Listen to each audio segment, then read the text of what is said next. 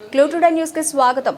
ఆమనగల్ ప్రభుత్వ ఆసుపత్రిలో ప్రజాపాలన ప్రగతి ప్రణాళిక 99 రోజుల ఆరోగ్య కార్యక్రమంలో భాగంగా ఏర్పాటు చేసిన ఉచిత మెగా హెల్త్ క్యాంపును ఎమ్మెల్యే కసిరెడ్డి నారాయణ రెడ్డి, డిఎంహెచ్ఓ లలితాదేవి ప్రారంభించారు. అనంతరం మాట్లాడుతూ రాష్ట్ర ప్రభుత్వం ప్రతిష్టాత్మకంగా అమలు చేస్తున్న ప్రజాపాలన ప్రగతి నివేదికలో గ్రామాల్లోని మౌలిక వసతుల కల్పనకు ప్రజాప్రతినిధులు, అధికారులు సమన్వయంతో ప్రణాళికలను సిద్ధం చేయాలని సూచించారు. ఆమనగల్ ప్రాంతంలో గతంలో ప్రభుత్వ వైద్యం అందుబాటులో లేక సీఎంఆర్ఎఫ్కు దరఖాస్తులు పెరుగుతున్నాయని, ఆమనగల్ ఆసుపత్రి భవన ప్రారంభంతో ప్రజలకు వైద్యం అందుబాటులోకి వస్తుందని, దీని ద్వారా పూర్తి స్థాయి వైద్యం అందుతుందని పేర్కొన్నారు. ప్రణాళికలో భాగంగా గ్రామ, మండల, నియోజకవర్గ, జిల్లా, రాష్ట్ర స్థాయిలో సదస్సులు నిర్వహిస్తామని, అన్ని సమస్యలను గ్రామస్థాయి ప్రజాప్రతినిధులు, అధికారులు నివేదిక రూపంలో అందించాలని చెప్పారు. 99 రోజుల ప్రణాళికతో మన ప్రాంతం పరిశుభ్రత అభివృద్ధి సాధిస్తుందని ధీమా వ్యక్తం చేశారు.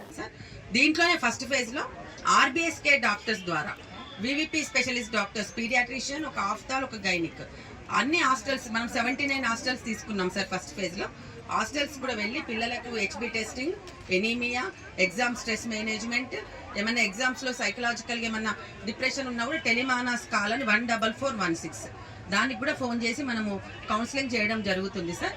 అలాగే సిపిఆర్ టెక్నిక్, కార్డియోపల్మనరీ రిసెసిటేషన్, ఎవరైనా సడన్ గా కొలాప్స్ అయితే కూడా సిపిఆర్ చేయడం కూడా మన స్టూడెంట్స్ కూడా నేర్పిస్తున్నాం సార్ ఈ ఫేజ్ లో. అలాగే ఈ ఫేజ్ లో ఓల్డ్ ఏజ్ హోమ్స్, మన జిల్లాలో 63 ఓల్డ్ ఏజ్ హోమ్స్ ఉన్నాయి సార్. ఓల్డ్ ఏజ్ హోమ్స్ కూడా మన మెడికల్ ఆఫీసర్ ఆలనా వెహికల్ ద్వారా కూడా ఉంటుంది సార్. ఇది మన భాగము.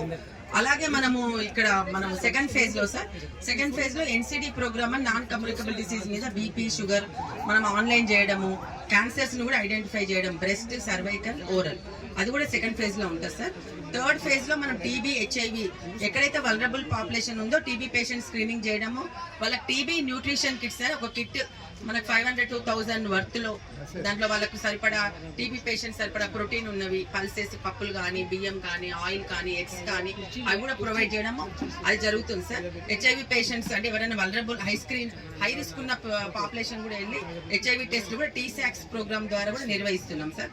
ఫోర్త్ ఫేజ్ లో మనం ఏదైతే పిఎస్సీస్ ఉన్నాయి, ఏదైతే సబ్ సెంటర్స్ ఉన్నాయి, ఏదైతే బస్తీ దవాఖానాలు ఉన్నాయో అక్కడ ఎన్క్వాస్ ఫెసిలిటీ ద్వారా మనం ఐపీహెచ్ఎస్ మంత్రి గారు మరి ప్రారంభించడం జరిగింది. అందరికీ ఇన్స్ట్రక్షన్స్ కూడా ఇవ్వడం జరిగింది. మిగతా 3 మండలాలకు సంబంధించి, కల్వకుర్తికి సంబంధించి నాగర్ కర్నూలులో కూడా సేమ్ టైంలో అక్కడ కూడా స్టార్ట్ అయినది. మరి ఈ కార్యక్రమాలు చేయడంలో ఏమైనా ఉపయోగం ఉందా అని చెప్పేసి నిన్న చాలామంది మాట్లాడి ఉన్నారు. ఈరోజు జరుగుతున్నటువంటి ఈ కార్యక్రమాన్ని చూస్తే వందలాది మంది పేషెంట్స్ ఇక్కడికి వచ్చి ఉన్నారు. ఇందులో ఏం జరుగుతుందని చూడడానికి రాలేదు. వారి హెల్త్ ఏ విధంగా ఇంప్రూవ్ చేసుకోవాలి, ఇక్కడికి అందరూ డాక్టర్స్ వచ్చి ఉన్నారు. ఈ సమస్యల పరిష్కారానికి ఈరోజు పూర్తి స్థాయిలో ఈ డాక్టర్స్ పరిష్కరిస్తారని చెప్పేసి ఇక్కడికి వచ్చేసి ఉన్నారు. ఇక్కడ ఉన్నటువంటి డాక్టర్స్ ఎవరైనా కూడా సరే, ఈ రోజు అంటే ఓపెన్గా జరుగుతూ ఉంది. ఒక పేషెంట్ వచ్చేసేసి డాక్టర్ తోటి మాట్లాడుతున్నప్పుడు ఓపెన్గా మాట్లాడేటువంటిది ఉంటే నలుగురు వింటూ ఉంటుంటారు. కానీ పెద్ద బిల్డింగ్ అయిన తర్వాత అలాంటి సమస్యలు మనకు ఉండవు. కానీ ఈ డాక్టర్స్ ఏంటి అంటే ఒక దేవుడు లాగా ఏది కావాలో అది ఇస్తారు. కానీ దానికి ఏం పబ్లిసిటీ ఇవ్వరు. ఉన్న రోగానికి కానీ లేకపోతే ఇంకేదైనా సమస్యలు ఉన్నా కానీ నలుగురితోటి వాళ్ళు షేర్ చేసుకోరు. కాబట్టి వాళ్ళందుకే డాక్టర్స్, ఆ డాక్టర్స్ తోటి చెప్పుకుంటే సమస్యలు చాలా పోతాయి. అది చెప్పుకున్నప్పుడు ఆ రోగం గురించి ఏముంది వాళ్ళు చెప్పగలుగుతారు. కానీ ఏం చెప్పకుండా పోయేసి నాకు వచ్చినది, నాకు తలనొప్పి వచ్చింది అంటే తలనొప్పి ఎందుకు వస్తుంది కూడా అది చెప్పడానికి వాళ్ళు డిస్కస్ చేస్తే తెలుస్తుంది. మీరు ఓపెన్గా ఇక్కడికి వచ్చినటువంటి పేషెంట్స్ ఎవరైతే ఉన్నారో ఆ పేషెంట్స్ అందరూ కూడా ఓపెన్గా డాక్టర్స్ చెప్తారు తప్ప డాక్టరే చూసేసి తలనొప్పి ఉందా, కడుపు నొప్పి ఉందా చెప్పేటువంటి పరిస్థితి ఉండదు. ఎందుకు చెప్తున్నాను ఈ మాట అంటే, రాత్రి 9 గంటలకు 10 గంటలకు ఫోన్లు చేసేసి నేను డాక్టర్ దగ్గరికి వెళ్ళినా కానీ డాక్టర్ నాకేం చెప్పలేదని, నువ్వేం అడిగినావంటే నేను ఏం అడగలేనటువంటి ప్రాక్టికల్గా చెప్తా ఉన్నా. నేను స్కూల్స్లలో కూడా ఈ విధంగా మానసిక నిపుణుల ద్వారా ఉచిత కౌన్సిలింగ్ అనేది ప్రభుత్వం తరఫుకెళ్ళి జరుగుతున్నటువంటిది. దీనికి ఖర్చు అయ్యేది లేదు. మానసిక అంటే ఆ డాక్టర్స్ ఎవరైతే ఉంటారో పోతే చాలా ఛార్జ్ చేస్తారు, వాళ్ళు వేలల్లో ఛార్జ్ చేస్తారు. ఇక్కడ మన ప్రభుత్వం నుంచి ఫ్రీగా జరుగుతున్నటువంటిది. అదేవిధంగా ఒక స్కిల్ సెంటర్ కోసడానికి ప్లేస్ చూపించినాం. నిన్న మొన్న ఇవన్నీ చేస్తూ ఉన్నాం. అవి టెండర్ ప్రాసెస్కి వచ్చినాయి, అది కూడా స్టార్ట్ అవుతాయి ఆ వర్క్స్.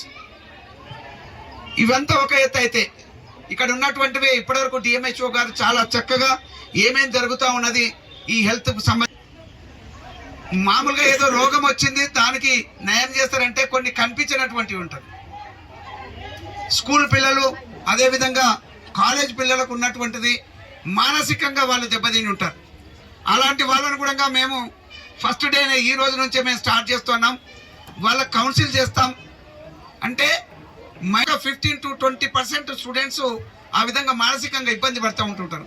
అంటే మానసిక రోగి అంటే కాదు, కానీ అక్కడ ఉన్నటువంటి ప్రభావాలు, అక్కడ ఉన్నటువంటి ప్రెజరు, తర్వాత తల్లిదండ్రుల ప్రెజరు, అక్కడ టీచర్సు, తర్వాత మిగతా పిల్లలను చూసేసి నేను ఆ స్థాయికి వెళ్ళలేకపోతున్నాను, ఎంత కష్టపడ్డా అని చెప్పేసి వీటన్నిటి కూడా పరిష్కారం ఇవ్వడానికి డాక్టర్స్